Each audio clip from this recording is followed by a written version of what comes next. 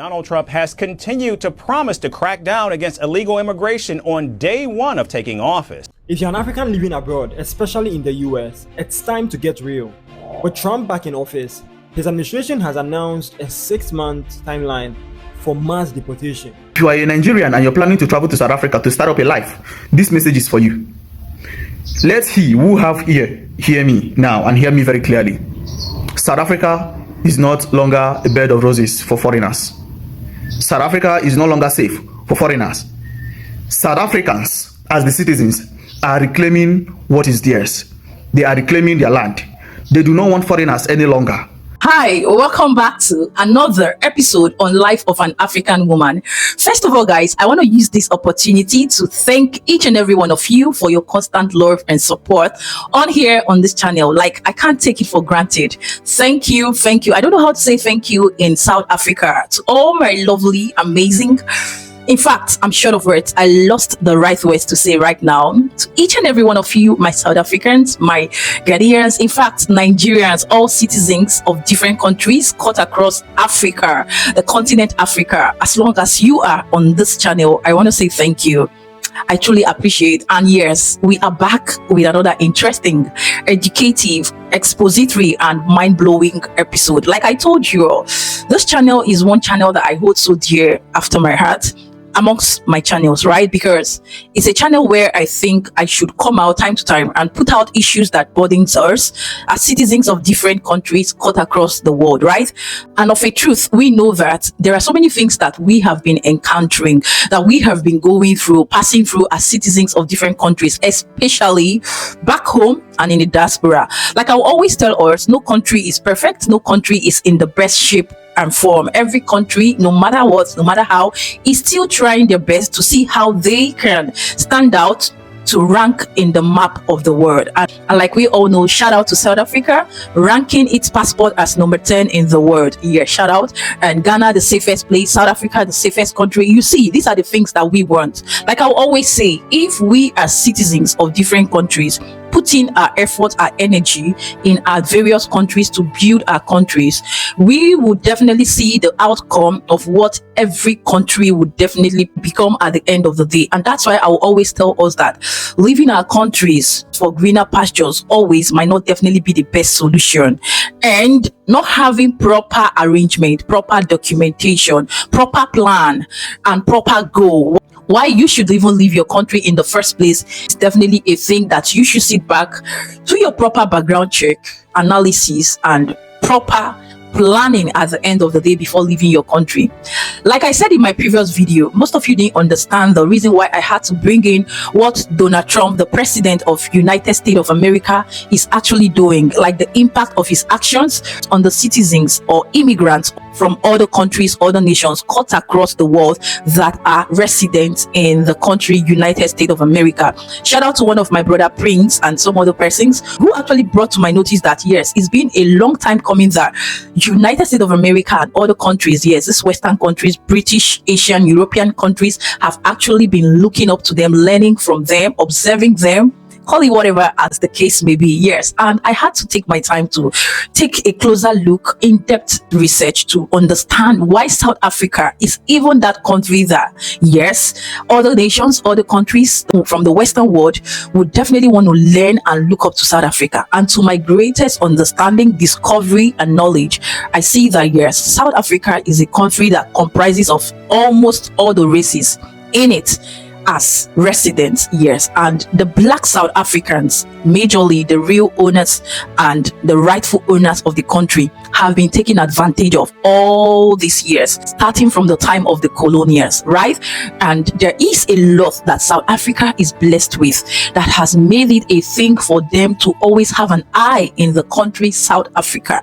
I did that and I found out that yes, South Africa is a price. It's the price that almost all countries want to really tap from, want to really benefit from, want to really associate with and learn from. And I got that right. So shout out to you, all my amazing South Africans. You know what you have.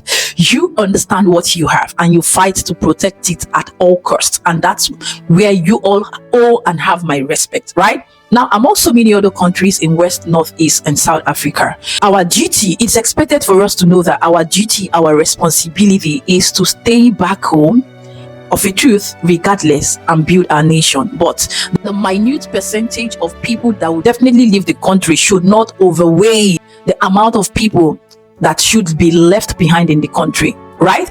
And now, in this video, in a rundown, I'm definitely going to let us know what is going on around the world from other people's reaction. And at this point, if you're yet to like this video, come on, hit on the like button, share this video, and subscribe at the end of the day if you find this space very interesting. You see, I had to take out my time today to sit down here amidst other engagements to record this video looking at you eyeball to eyeball. So go nowhere, hit on the like button, share this video, and subscribe. Now let's continue.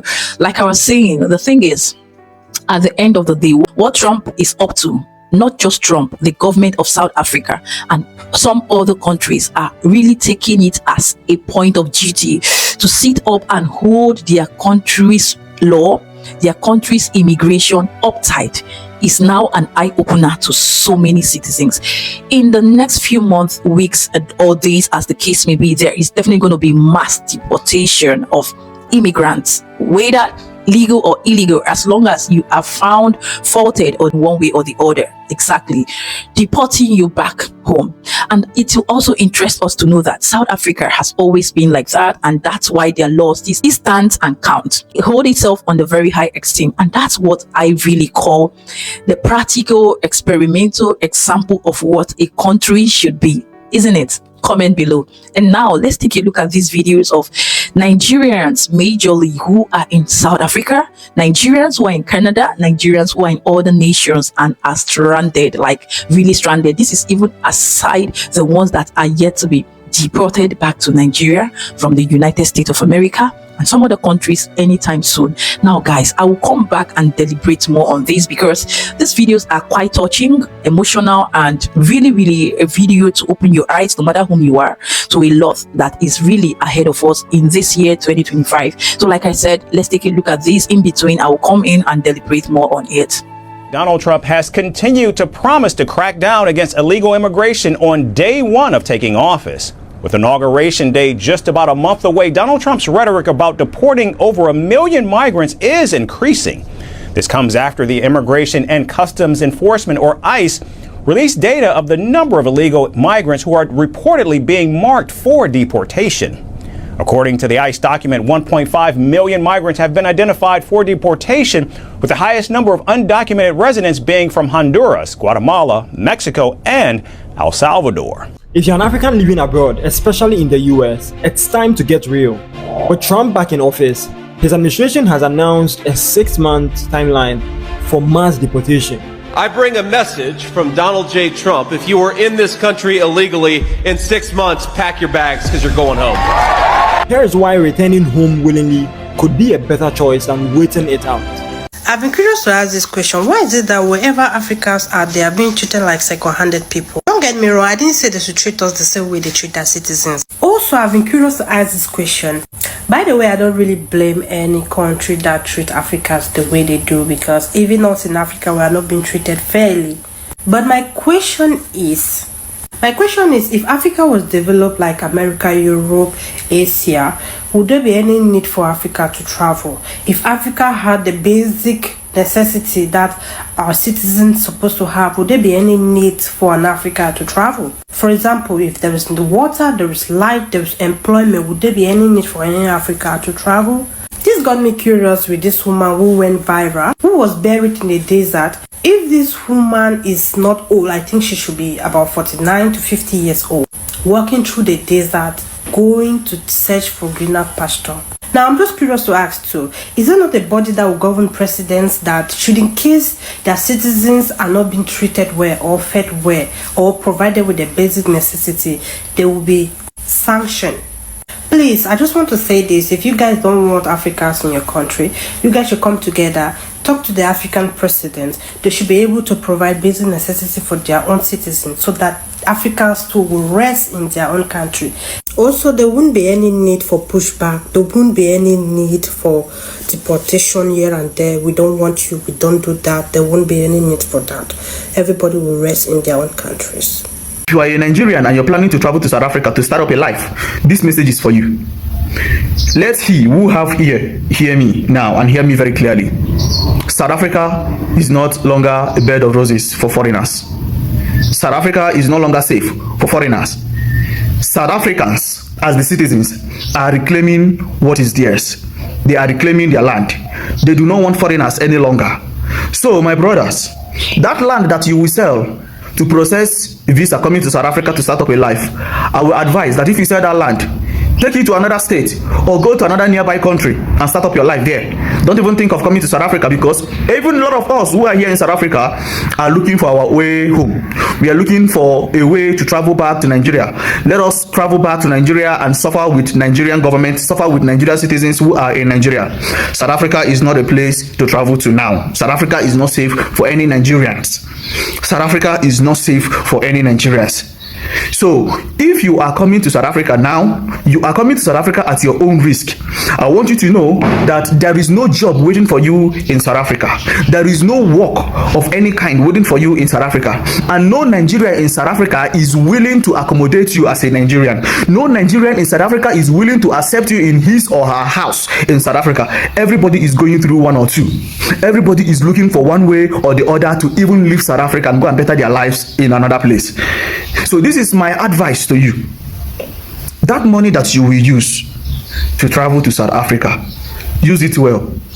A lot of us are dying of hunger and starvation in South Africa because there is no job anywhere, because nobody is willing to help. South Africans are no longer willing to open their house for we Nigerians or every other black nations. South Africa is filled up already. South Africa is no more that South Africa that you used to know long time ago. A lot is happening in South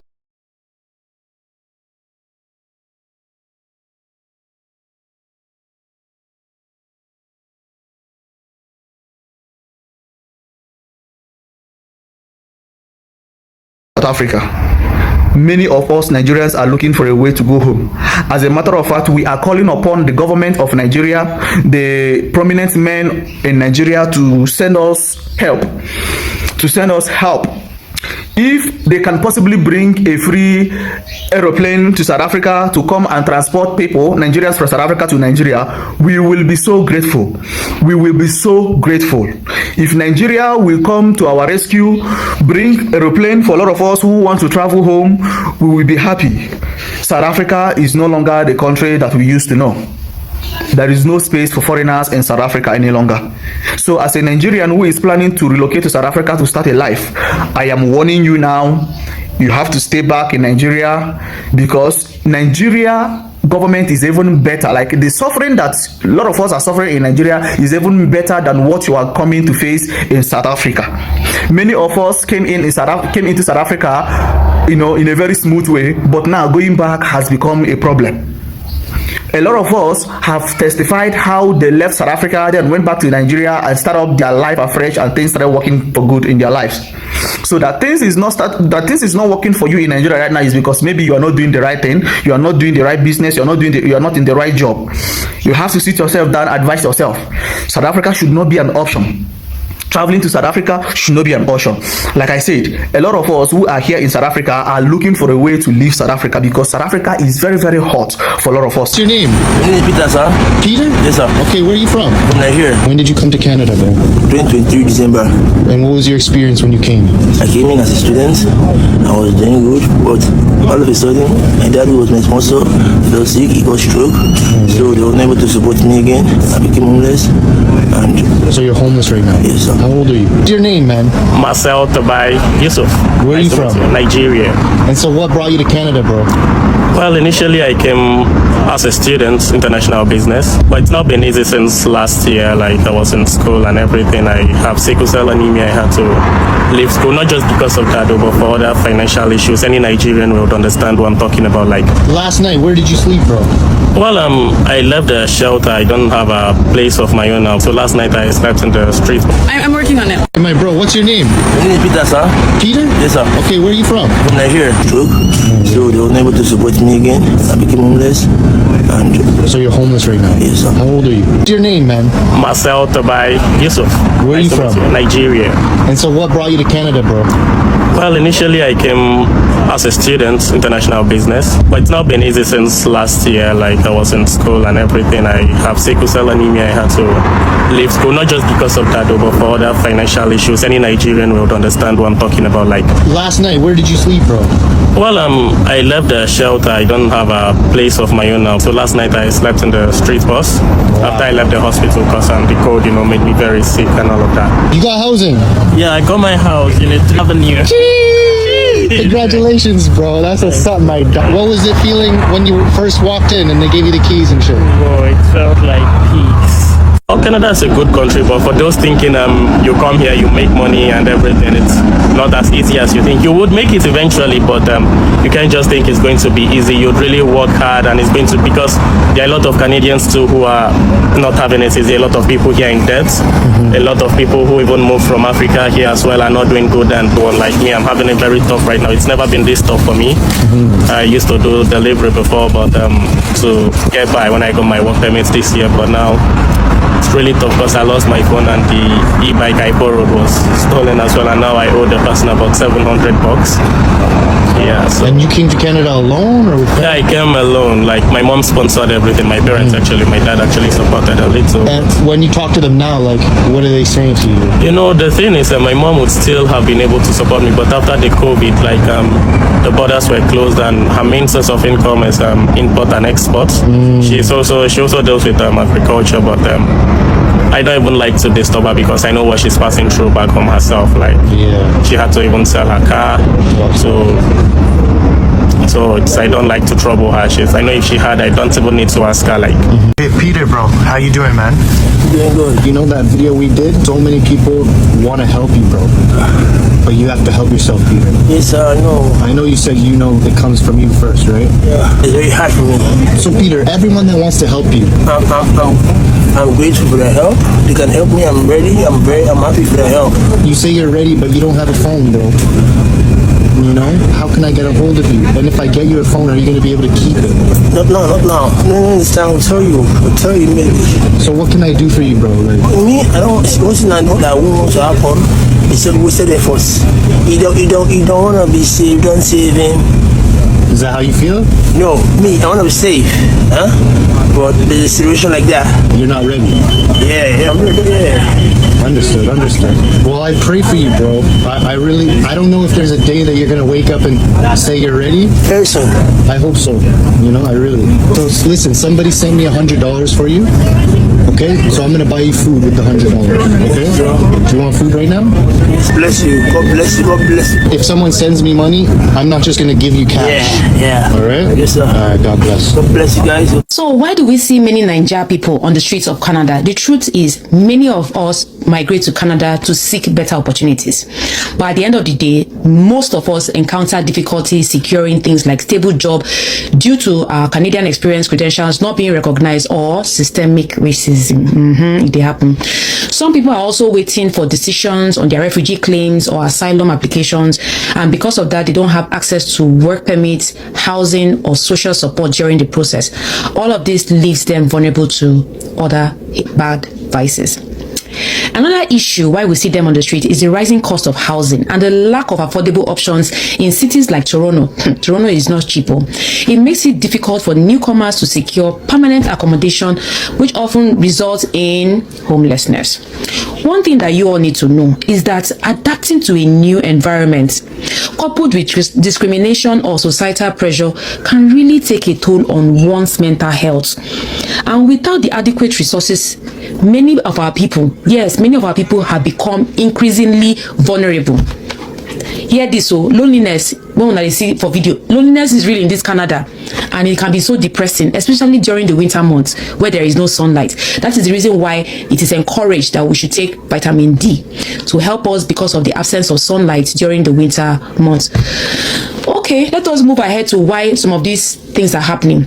Some of our newcomers, some of our Nigerian people also fall victim to things like human trafficking or labor exploitation, which leaves them stranded and unable to access resources or for even them to escape their own circumstances. We know what is happening in downtown Toronto. There are also personal setbacks like job loss, family breakdown, or health issues.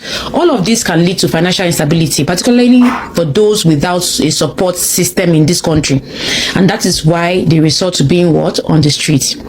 I see many negative comments on my previous post about how these people end up on the street. And I say to myself, oh no, go, no. True. You cannot tell people's story why they are on the street. So don't be negative. International students or temporary workers also face a major challenge when their own visa expires or when they are transitioning to becoming a permanent resident. This leads them to being in situation like being on the street. Do you know that to access a lawyer in this country is expensive? Some of these people cannot even afford it. And many don't want to go back to Nigeria because they feel that anyway, I dey here, better make I buy for a year than to go back home. There are also very different reasons why some people end up on the street in a new country like Canada.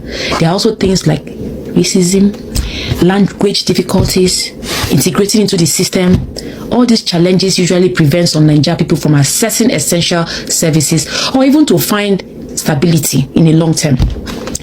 I want to say that the Nigerian community leaders, they have started to focus on providing resources such as affordable housing, mental health services, employment support, and legal aid to those ones who really need them, especially the ones that I've been talking about recently.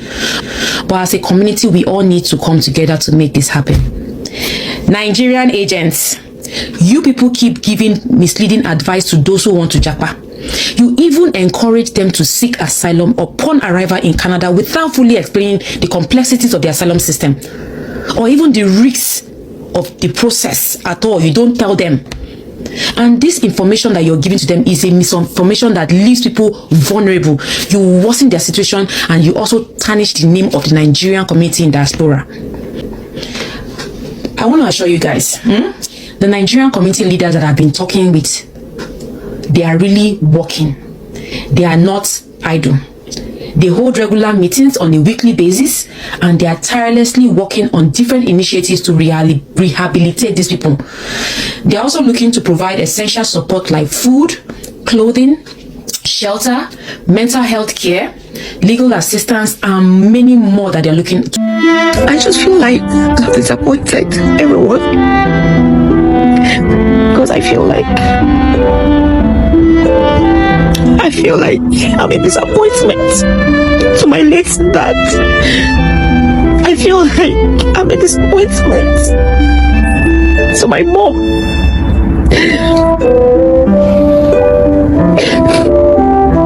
Because I've not achieved anything and I don't even know where to start from if I go back home. So that's it.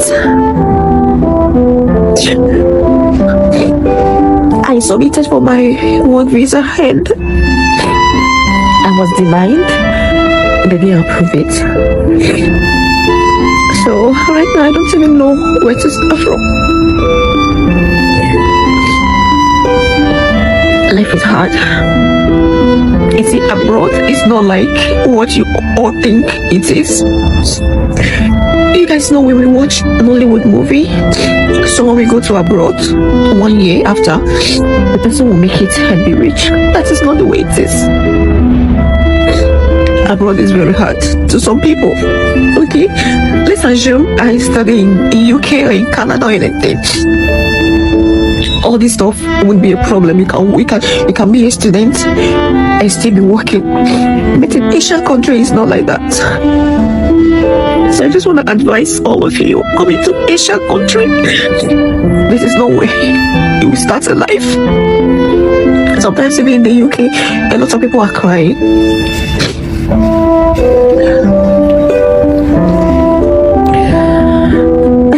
I don't know what else to say. Well, maybe this is how God wants it. But my last word or my advice to everyone out there is Instead of you to be illegal in a strange land that is not your country, instead of you to be in a particular country, when you see police car coming, you'll be running because you do not have documents, because you do not have a visa. It's better you go back home and have rest of mind. It's better you go back home and start all over again. It's better you go back home where you will have your own freedom. This is all I have to say. There are a lot to say, but these are just things I just feel like saying.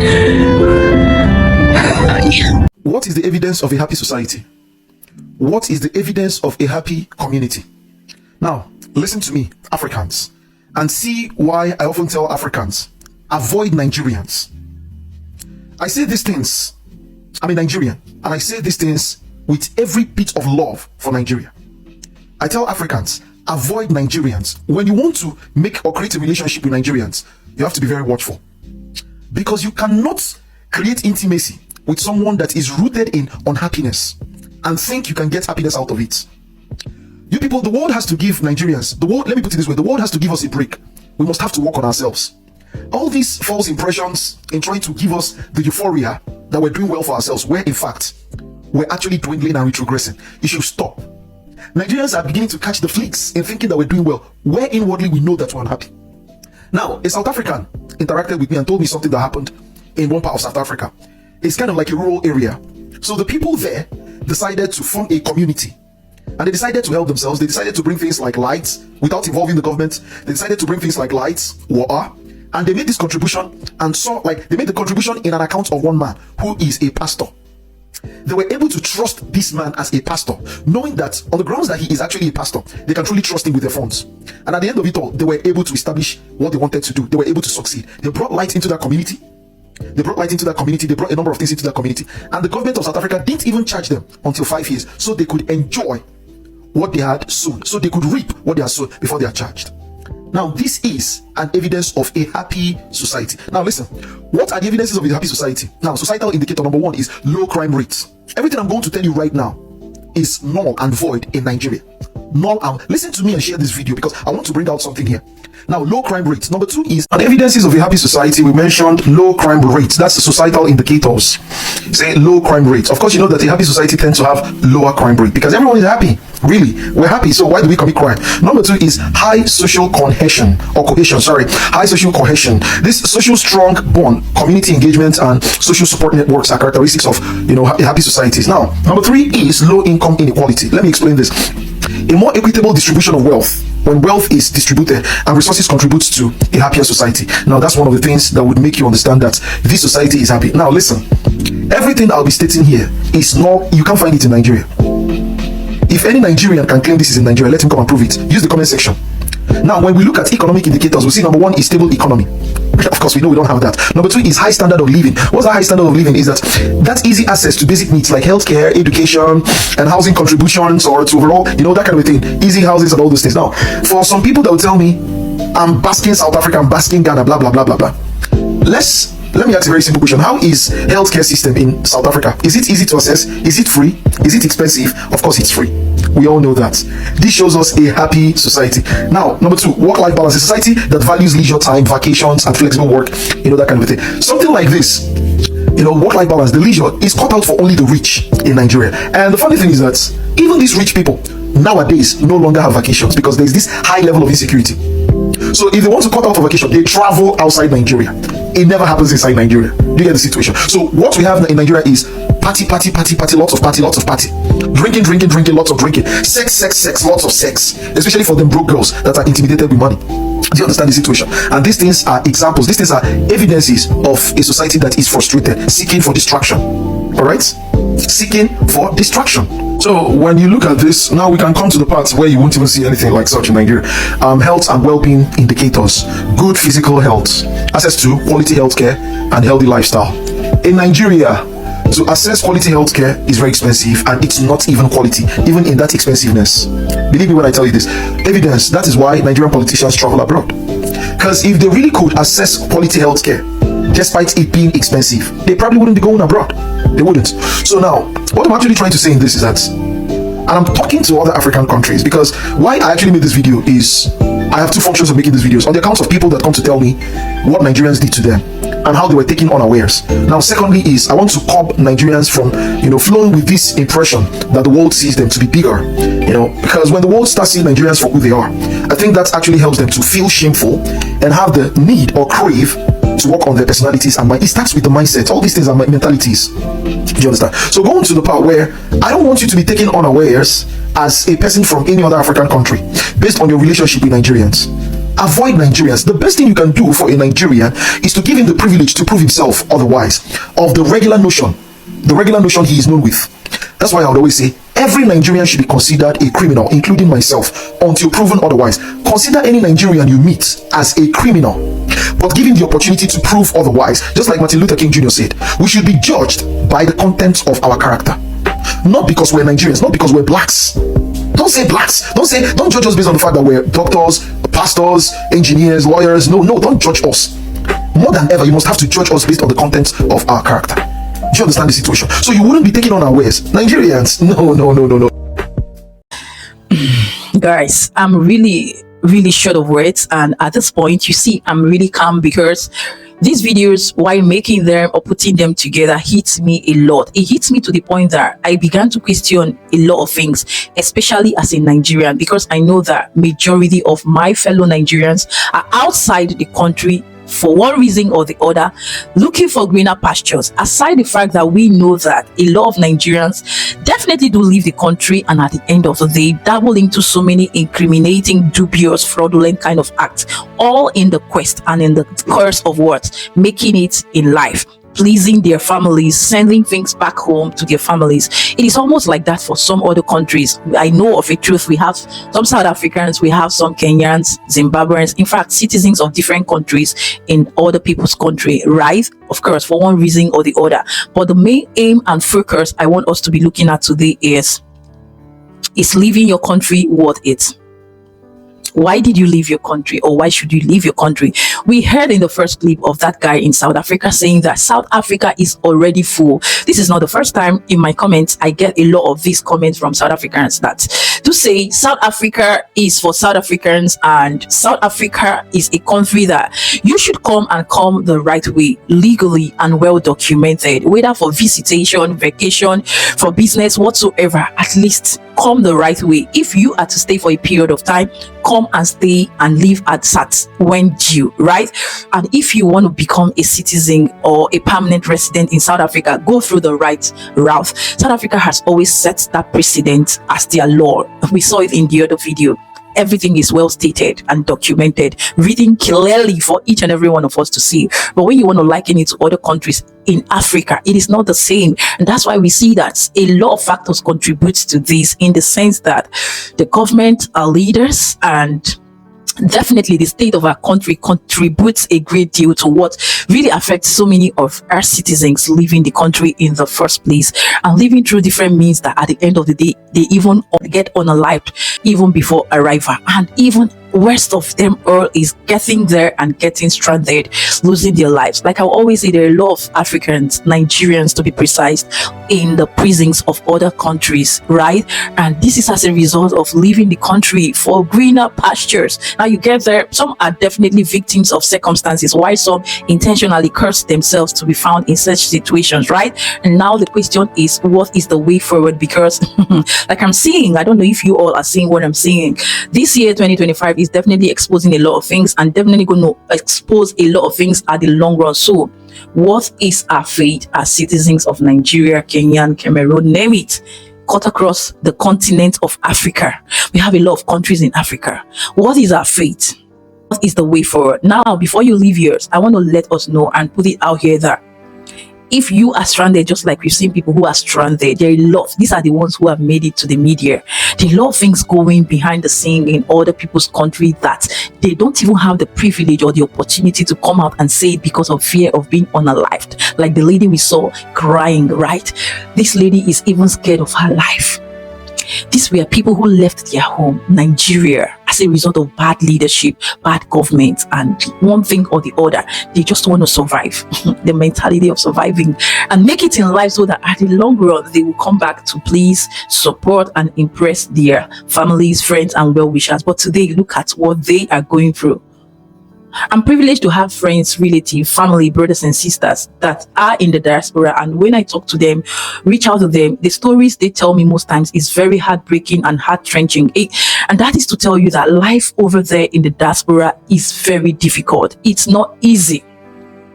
South Africa is already full. When I heard the number of statistics based on census that are immigrants in South Africa, my heart breaks, and I'm like, it's even overweighing the numbers of its own indigenous citizens. Like, seriously? I know it's like that for Nigeria, but my God, these situations we find ourselves as citizens of different countries, what is the way forward? Because I just want us to put our cards on the table.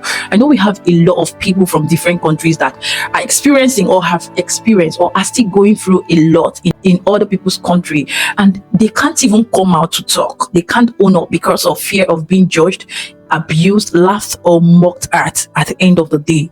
But one thing for sure is speaking up, or a problem shared is a problem half solved. Guys, at this point, I feel so pained. I feel so weary for what we are experiencing in the world today as Africans. And if I bring it back home as a Nigerian living in Nigeria, I will always want to tell it as it is, nothing but the bitter truth that I am that one citizen that no matter how difficult it gets, no matter how tough it is back home, I would definitely see it as my own quota, as my own act of patriotism to stay back and build my country in my own way and in my own capacity as much as I can, because I believe at the end of the day, that is what I'm expected to do, right? Even if I have the privilege and the opportunity to leave the country, I will still choose staying back home. Now we see that there are people who have even left and are coming back. And like you have heard, leaving is not the best option. If it means coming back to your country, starting afresh like we heard, it's not a bad idea, right? Do it. Do it, but make your research, your plans accurate. And for you out there who wants to leave your country, no matter whom you are, have you done your background check? Are you sure it's worth it? Are you sure it's definitely worth it? Let me know in the comment section. And yes, guys, this is what it is today. Like I said, you've heard from my brother Chimdi. A lot of factors as Nigerians affect us and really makes us as a people and as a country always want to leave our country. But I will tell you, as a Nigerian, leaving your country is not the best option. I think at this point, if all the time we have put into leaving our country, going to work to survive in other people's country was put in back home here with all sincerity, dedication, without emotion, sentiment, and bias, with hard work and patriotism as true citizens of Nigeria, I think where we are today, we would have been far gone better.